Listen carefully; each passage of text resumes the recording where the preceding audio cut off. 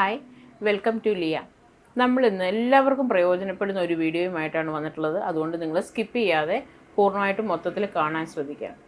അതായത് ഒരു 30 വയസ്സിനപ്പുറം ആണുങ്ങളായാലും പെണ്ണുങ്ങളായാലും നമ്മളുടെ സ്കിൻ ഭയങ്കരമായിട്ട് തൂങ്ങിപ്പോകുന്നതായിട്ടോ അല്ലെങ്കിൽ അവിടെ സാഗി നിൽക്കുന്നതായിട്ട് അൺഇവനായിട്ട് നിൽക്കുന്നതായിട്ടൊക്കെ നിങ്ങൾക്ക് ഫീൽ ചെയ്യാറുണ്ട്, പ്രത്യേകിച്ച് ഫേസിലൊക്കെ.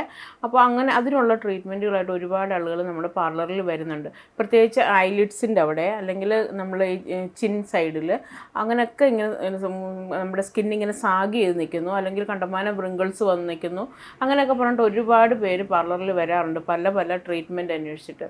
അപ്പോൾ നോൺ സർജിക്കലായിട്ട് നമ്മുടെ പാർലറുകളിൽ അവൈലബിൾ ആയിട്ടുള്ള പലതരം ട്രീറ്റ്മെൻറ്റുകളെയാണ് ഇന്ന് ഞാനിതിലൂടെ നിങ്ങൾക്ക് പരിചയപ്പെടുത്തി തരുന്നത്. നിങ്ങൾക്കറിയാം, ഒരുപാട് സർജിക്കൽ ട്രീറ്റ്മെൻറ്റ്സ് നമുക്കിപ്പോൾ മാർക്കറ്റിൽ അവൈലബിൾ ആണ്. ഹോസ്പിറ്റലുകളിലൊക്കെ പലതരത്തിൽ നമ്മൾ സ്കിൻ ലിഫ്റ്റിങ്ങിന് വേണ്ടിയിട്ടും ടൈറ്റനിങ്ങിന് വേണ്ടിയിട്ടും ഒക്കെ ട്രീറ്റ്മെൻറ്റുകളുണ്ട്. അതായത് ഇഞ്ചക്ഷൻ ഫോമിലുള്ളതുണ്ട്, അല്ലെന്നുണ്ടെങ്കിൽ ഗ്ലൂട്ടാത്തയോൺ പോലെയുള്ള മെഡിസിൻസ് യൂസ് ചെയ്തിട്ടൊക്കെ ഉണ്ട്.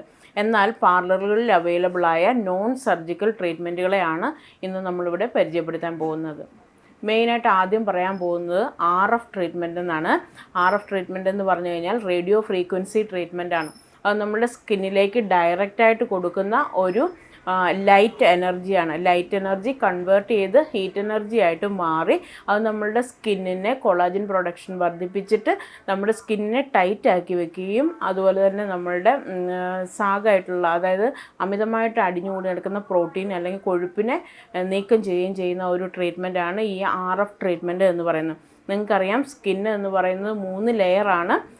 എപ്പിഡെർമിസ്, ഡെർമിസ്, ഹൈപ്പോഡെർമിസ്, അങ്ങനെ 3 ലെയറാണ്. ഈ 3 ലെയറിലും ഇറങ്ങിച്ചെന്ന് ആ ഹീറ്റ് എനർജി യൂസ് ചെയ്ത്, അതായത് ലൈറ്റ് എനർജി കൺവേർട്ടായിട്ടുള്ള ഹീറ്റ് എനർജി യൂസ് ചെയ്ത് അത് നമ്മുടെ കൊളാജൻ പ്രോഡക്റ്റിനെ വർദ്ധിപ്പിക്കുകയും അങ്ങനെ സ്കിന്നിൻ്റെ ഇലാസ്റ്റിസിറ്റി മെച്ചപ്പെടുത്തുകയും സ്കിൻ ടൈറ്റ് ആവുകയും അങ്ങനെ നമ്മളുടെ ആ സാഗിങ് പ്രോബ്ലം കൺട്രോൾ ചെയ്യുകയും ചെയ്യുന്ന ഒരു ട്രീറ്റ്മെൻറ്റാണ്. അത് നമ്മുടെ ലിയ ബ്യൂട്ടി സ്റ്റുഡിയോ എന്ന നമ്മുടെ ഈ സ്ഥാപനത്തിൽ അവൈലബിൾ ആണ്. ഈ RF ട്രീറ്റ്മെൻറ്റിൽ കൂടെ നമുക്ക് നിങ്ങൾ ഉദ്ദേശിക്കുന്ന പോലെ ഒരു കളർ നമുക്ക് കൊണ്ടുവരാൻ വേണ്ടിയിട്ടുള്ള ഒരു ട്രീറ്റ്മെൻറ്റ് അല്ല. നിങ്ങൾ ഓർക്കും ഒരു വൈറ്റനിങ് ട്രീറ്റ്മെൻറ്റാണ്. നല്ലതൊരു വൈറ്റനിങ് ട്രീറ്റ്മെൻറ്റ് അല്ല. സത്യത്തിൽ ഇത് നമ്മുടെ കൊളാജൻ പ്രൊഡക്ഷൻ വർദ്ധിപ്പിച്ച് നമ്മുടെ പ്രായത്തെ കുറച്ച് നിർത്തുക, അല്ലെങ്കിൽ കൺട്രോൾ ചെയ്ത് നിർത്തുക എന്നുള്ള ഒരു ഏജ് റിവേഴ്സിങ് ഒരു പ്രോസസ്സിന് വേണ്ടി യൂസ് ചെയ്യുന്ന ഒരു ട്രീറ്റ്മെൻറ്റാണിത്. അപ്പോൾ നമ്മുടെ സ്കിൻ വളരെ സ്മൂത്തായും ഷൈനിങ് ആയിട്ടും ഒരു ഹൈഡ്രേറ്റിംഗ് ആയിട്ട് ഇരിക്കുന്നതായിട്ടും നമുക്ക് ഫീൽ ചെയ്യും. ഇനി വേറൊരു ട്രീറ്റ്മെൻറ്റാണ് കെമിക്കൽ പീലിംഗ് എന്ന് പറയുന്നത്. നിങ്ങൾ ഒരുപാട് പേര് കേട്ടിട്ടുണ്ടാവും കെമിക്കൽ പീലിംഗ്. വളരെ പ്രചാരത്തിലുള്ള ഒരു ട്രീറ്റ്മെൻറ്റാണ് ഈ പീലിംഗ് എന്ന് പറയുന്നത്. അതായത് നമ്മുടെ പുറം ലെയറിനെ ഒരു കെമിക്കൽ പ്രോഡക്റ്റ് ഉപയോഗിച്ചിട്ട് പീൽ ചെയ്ത് കളയുകയാണ്.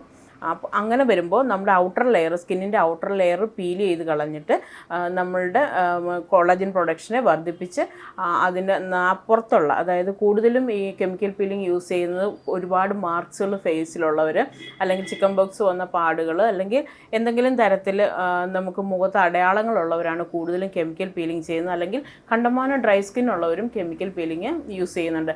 വളരെ നല്ലൊരു മെത്തേഡാണ്.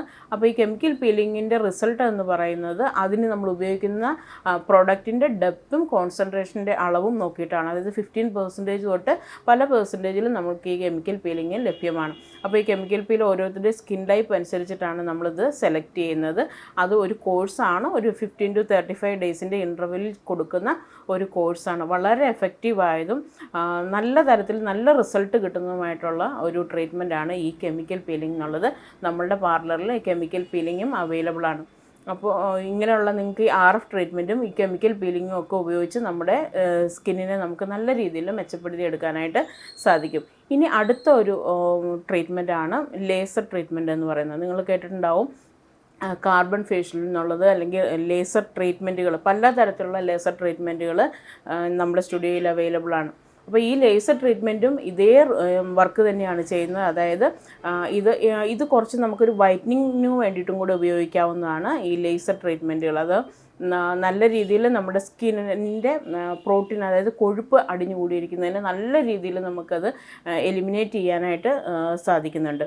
അതുപോലെ തന്നെ നമുക്ക് ആൻറ്റി ഏജിങ്ങിൻ്റെ പ്രോസസ്സിന് വേണ്ടിയിട്ടും യൂസ് ചെയ്യാവുന്നതിന് ഇപ്പോൾ ബ്രൈഡ്സൊക്കെ ആണെങ്കിലും നമുക്ക് ഈ ഫേഷ്യൽസ് അതായത് ഈ ലേസർ ട്രീറ്റ്മെൻറ്റ് യൂസ് ചെയ്ത് കഴിഞ്ഞാൽ സ്കിൻ വളരെയധികം ഗ്ലോ ആയിട്ടും നല്ല സ്മൂത്തനിങ് എഫക്റ്റോട് കൂടി ഇരിക്കുന്നതും കാണാൻ സാധിച്ചിട്ടുണ്ട്. ഒരു ഹൈഡ്രേറ്റിംഗ് എഫക്റ്റ് കുറേ നാളത്തേക്ക് നമുക്ക് നിലനിർത്താനായിട്ട് സാധിക്കും. ഒരുപാട് ആളുകൾക്കും ഇങ്ങനെ സർജിക്കൽ ട്രീറ്റ്മെൻറ്റിൽ കൂടി എന്തെങ്കിലും ചെയ്യുന്നതിനെക്കുറിച്ച് ഭയങ്കര പേടിയുണ്ടാവും. അങ്ങനെയൊക്കെ ഉള്ളവർക്ക് ഈസി ആയിട്ട് ഈ മെത്തേഡുകൾ ഇപ്പോൾ ഞാൻ ഈ പറഞ്ഞ 3 കാര്യങ്ങൾ, അതായത് RF ട്രീറ്റ്മെൻറ്റ് പറഞ്ഞു, കെമിക്കൽ പീലിംഗ് പറഞ്ഞു, അതുപോലെ തന്നെ ലേസർ ട്രീറ്റ്മെൻറ്റുകൾ പറഞ്ഞു. ഇത് 3 വളരെ സേഫായിട്ട് നല്ല രീതിയിൽ നമുക്ക് ഉപയോഗിക്കാവുന്നതാണ്. ഇതിന് പ്രത്യേകിച്ച് സൈഡ് എഫക്റ്റുകളൊന്നും തന്നെ ഇല്ല.